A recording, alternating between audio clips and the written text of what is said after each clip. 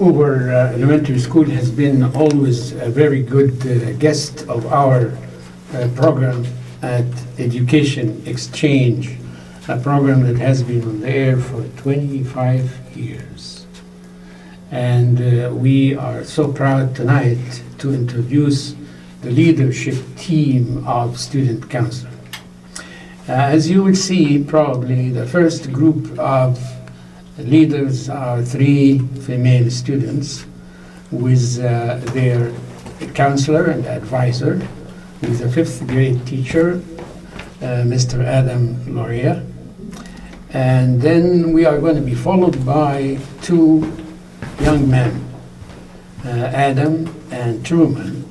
And Adam and Truman will be accompanied by the leader of this wonderful school, Mr. Dennis Harnick. As I always call him, the principal artist, because he used to be an artist. And I am biased because I love art. So, Adam, you are in charge now. You have Lucy on your right-hand side. Next to her is Ella, and then Nora. And Ella, you have been a customer of our program for many times, maybe 2 at least, or 1, because you won some recognitions and you were here last year. And before that, I think we had the 60th anniversary of Hoover, and we had some of the families represented too. So tell me about the leadership program.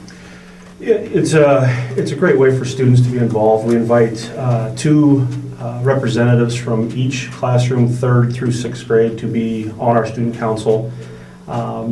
We've always had just a great group of kids that want to be leaders. They get elected by their peers in their classroom, and we do a lot of different things just to help them become those Do they strong get leaders. elected by the other kids? In their classrooms, yeah. So do they go through debates like? It's up to the classroom. It's up to the classroom teacher. For instance, my classroom this year, we had speeches for the student council reps that wanted to run. I think that's what a lot of the classroom teachers end up doing is trying to make it as official as you can have it in a classroom of Probably more 20 to 25 civilized kids. than we have BC.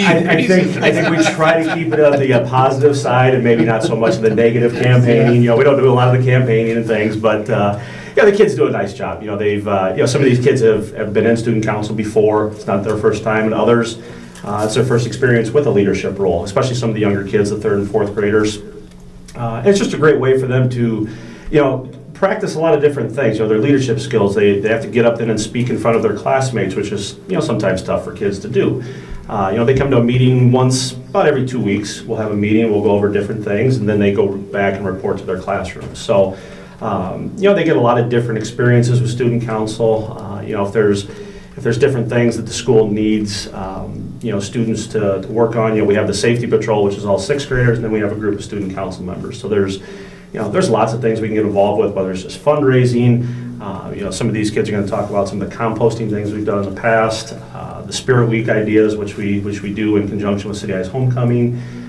So there's a lot of different things that we do and try to keep the kids as active as possible. I have noticed during maybe the last 2 years that a lot of female students proceed to the leadership role that used to be occupied by male students. And this, I think, is a very positive thing, because even in this group we have 3 young ladies and 2 young men. I think it's great, and I think in some of our younger classrooms too, we have several more girls that are involved in it, and whether boys, girls, just the strong leadership skills that these kids bring, I think is such a positive for not just the student council, but Hoover as a school in general. They're great representatives of our school, and just the way they handle themselves. We go over in one of our first meetings about, just the expectations of, being a responsible student and being a responsible person. I think it's great that we don't have to go over that a lot with these kids. They come in with, just a great attitude, with positive, energy to each one of our meetings. They bring great ideas, and it's just unfortunate that we're sometimes limited to, the amount of time we can spend on something, but they bring such just, that positive vibe to not just our meetings, but to the school day in general. And they're a lot of fun to work with. So introduce the Three Musketeers. I have three of my finest with me. This is Lucy. She is our lone fifth grade representative here. We have a number of fifth grade representatives, just because my class got a few extras. We had a tie vote. And then we have Ella, and we have Nora as well. And both of them are sixth graders. And they are going to tell us and our viewers about what? They're going to tell us a little bit about some different projects we've been doing. So Lucy is going to talk a little bit about our Spirit Week and kind of what that goes along with and what we did this year. So the City High Homecoming and the different days that we had. Yeah. So it goes Monday through Thursday, and some of the things we had was Comfy Cozy Day, where we wear comfy cozy stuff, like pajamas or something. Multiple Mondays where you Dressed up as twins or something, or triplets or so on. And then Wacky Wednesday is when you can dress up as wacky as you want to, like crazy hair, mismatched clothes. And then Crazy Red and White Day is where you decorate your room red and white, and you dress up, you wear red and white and a bunch of stuff in the best classroom, like the best dressed classroom, like the one that has the most red and white wins the pizza party. So it's like competition? Kind of. Contest? So usually we would do it for 5 days. This year, we had a no school day on the Friday of homecoming week, so we just did it for the 4 days. And the whole school really gets into it and gets involved. Starting on Monday, we did something a little bit different this year with the multiple Monday. A lot of times we would call it Twins Day in the past, where you just, you'd pick somebody and you'd just dress like them. We had the entire staff wear a Hoover shirt that we made last year. And a lot of the kids also have that shirt. So we had a high percentage of the entire building wearing kind of the same thing, which was kind of neat. And then Tuesday, what was Tuesday again? Comfy Cozy Day, which is always a fan favorite. Kids wearing pajamas, and some of the teachers let them bring in pillows and blankets, and just kind of a relaxing day. Wacky Wednesday is exactly what it sounds like, with crazy hair and different mismatched socks and shoes and everything else, just having some fun. And then Thursday this year was the Crazy Red and White Day, and just supporting City High. It goes along with their homecoming week. So Wednesday night they have the homecoming parade, and then Thursday we have this Crazy Red and White Day, and we have our judges, Mr. Harnack, goes around to the different classrooms and sees how many kids, the percentage of kids wearing red and white. And then every once in a while there's some teachers that kind of go above and beyond and let the kids decorate the classrooms with, streamers and balloons and things like that. There's one great fifth grade teacher that teaches the kids the City High fight song, and that particular teacher then wins the pizza party. Lucy, are you thinking of running again next year for student council, or I don't know yet. you didn't make a decision yet? Not yet. Okay, let us move to Ella. Sure, Ella's going to talk a little bit about a fundraiser that we did toward the end of last school year. So last year we sponsored a silent auction fundraiser, and we raised over $4,000 in one night. We had a dinner at Boyd's, and they donated 40% of their profit that night. And the money we raised was donated to Ryan Wade, who is the Leukemia and Lymphoma Society Man of the Year. Some of the teachers chose different activities to put in our silent auction. My favorite ones are the pizza party, sponsored by, right here, Mr. Luria. Hanging with Hartman in his hair is where you could cut Mr. Hartman's hair off. That was really awesome, because Calder got to do that. And building a fort with Mr. Alberhaski at Hickory Hill. Great. Nora? Well, a couple years ago we did a composting project. So in the lunchroom we had two separate bins. One was for all the plastic like forks and milk cartons, and then the other was for banana peels and napkins and things that we could compost. So we put the composting stuff outside and mixed it with different materials, and then we put it in the school garden, which we plant. Kind of fertilizer or something? Yes, as fertilizer. And we have potatoes and tomatoes and green beans. And I think a couple years ago we grew sunflowers.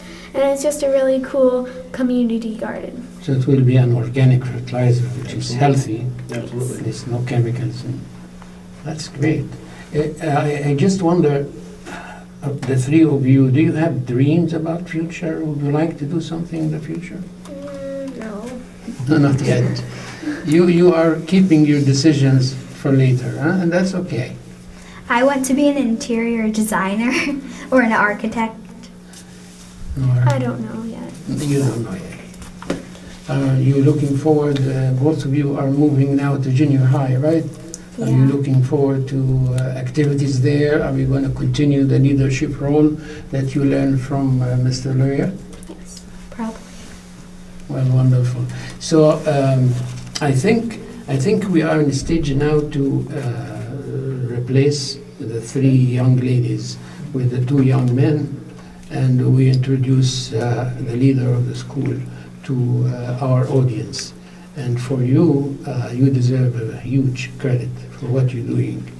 And we thank you very much. We thank you, Lucy, Ella, and Nora, for your leadership and for your strength and confidence. And keep doing what you're doing.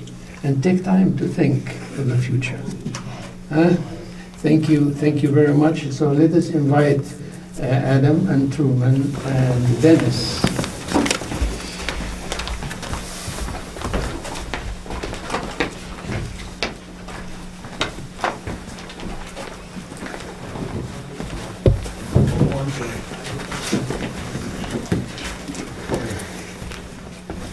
So my fellow artist and Dennis Hanley,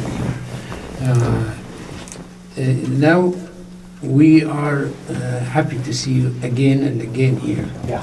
Your show is very popular, by the way, and I watch it on YouTube, and I see a lot of hits.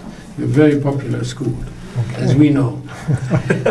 Now with the fact that there is another Hoover being built, is there any relationship between this Hoover and that Hoover? I mean, or there will be new administration, or you have no idea yet? Well, at this point, what the plans are in the building facilities master plan is they're constructing that new building on American Legion Road at this time. The plan will be it's going to be completed by the fall of 17 for next year. That's soon. That's very soon. And Longfellow School is going to use it first. And Longfellow School is going to move the entire building over there for 1 year as they renovate Longfellow. And after that... They need that. Yeah, most definitely. Then when that school is done the following year, the 18-19 school year, Longfellow will go back to their newly renovated building, and Mann and Lincoln schools will undergo the same process at their buildings. They'll go over to the Hoover building on American Legion and share that for 1 year as both their schools are being renovated. Then finally, that 1920 school year is when the Hoover on Court Street next to City High will close. That the last year at this point looks to be the 18-19 school year will be the last year for the old Hoover. We transition to the new Hoover for the 1920 school year. Those boundaries will totally change that year. Unfortunately, none of these students that currently go to this Hoover will not go to that new Hoover. They'll kind of be split up in a new boundary division. And we'll receive, a lot of our students will come from Longfellow, Lucas, and Lemmy schools. Well, thank you for the clarification, because I was myself confused, about this whole movement, Yeah. motion. But we get say in, we are going, the new Hoover will take our mascot, our colors. We have some Herbert Hoover memorabilia. We have a photograph that was signed by Herbert Hoover himself when they opened the building. All that goes over there. We're working in collaboration with the Hoover Museum and the foundation. They're going to help us set up a display in the new building when we move over there with that memorabilia, and help us with, I think, closing the old building and opening up the new building. So it's a couple years off, but we're already thinking about that. Great. Truman, I was really intrigued during the production correspondence between me and Mr. Adam and Dennis about your project, the fact that you did this Red Ribbon Week against bullying in school. And I want you to focus on this a little bit. Talk to us about this. This is a very hot topic everywhere, in every newspaper, in every TV station. Can you give me some highlights about what you did? So for Red Ribbon Week, it's just pretty much a week where we talk about saying no to bullying and no drugs and alcohol. I think we tied red ribbons to the doors on the outside of the school building, so to kind of show that we're doing Red Ribbon Week. So it was very cool because bullying is obviously a very big thing that's going on. It's important. And how was the response from other people, other kids, people in the community? Did you get any feedback? Not really. Not really. Most kids just. Because you know what? I mean, you should contact the newspapers or something when you have something like this, and maybe make a little, inform the community about it. You know, I write for the Press Citizen. I could write something about it, and then we'll have. It is wonderful. Are you sixth grader or? Yeah, I'm in You're sixth sixth grade. grader, and you are already leading a fight against bullying in schools, which is a very heroic thing. You want to make a comment about it? Yeah, it's a great kind of push. It's a national deal that's anti-bullying, anti-drug. And it's just something, again, to bring more awareness to it. And I think our guidance counselor and our guidance program really does a nice job with the bullying and, making sure that everybody's included and not, having kids felt left out. And, like you've said, there's all this, there's a lot of talk about, what is bullying, what is not bullying. And it's a big issue in every school building in America. So, to just bring some extra awareness to it for a week. Some of these kids are obviously getting old enough where, they're going to be going to junior high and they're going to be put in different situations. So also to bring in that, anti-drug and, say no to drugs piece with some of those older kids, I think is very, very important. And, for some of the younger kids, it's nice that it's kind of a two-pronged thing. We can really, hit on the anti-bullying with everybody. And like I said, for some of those older kids, the saying no to drugs. And it's just bringing that awareness, and the kids, I thought, responded well to it. With different, the red ribbons that Truman was talking about that we tied on all the door handles. We attempted to hang a red ribbon, a big one, That's outside the in the school. community? Not every Neighborhood? school does it. It's kind of up to school by school, but every school has a big bullying kind of curriculum in their guidance counselor program. So, everybody's still getting that information. It's just we decided to put a little extra emphasis on it for 1 week. Thank you. And Adam, tell me about the story about the pizza and pennies and all that. What's the project? Well, Pasta for Pennies is a fundraiser for the Lymphoma and Leukemia Society. And what we do is each class donates money for the society, and the class that raises the most money gets a lunch served by Olive Garden. And it's, So it's pasta. yes, and it's kind of is really important to our school because my classmate and friend, and Truman's too, friend Calder, he has lymphoma and he's suffering. Yeah, I think Ayla talked to us about that in details. And that's a very, very important issue. So you collaborated with them in this project too, right? Mm-hmm. And that's good. That's wonderful. So did you when you said each class raised money from the neighborhood, from the community? How do you do that? Some of them brought in money, some of them would go around asking for money. Most people I know just bring money from home from